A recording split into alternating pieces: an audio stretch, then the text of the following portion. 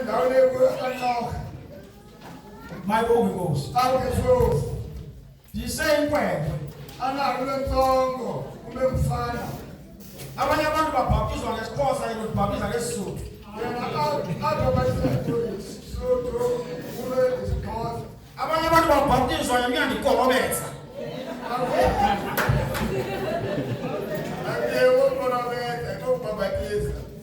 kukho utata umongameli uJwili alikhona baba Jwili uba uJwili nguye ukhile ilizwi elithi yena baba ngaphulele ngo wonke umuntu wathi asivume isono sakhe asishiye leringoba ngempala kumele kujosa bona basisiya uyaba nempumelelo lentabana kuhumelela kodwa othi asigubungele isono sakhe akayikuba nampumelelo kanti bafihlanga sijosena ngehumelele yandoyikisa lento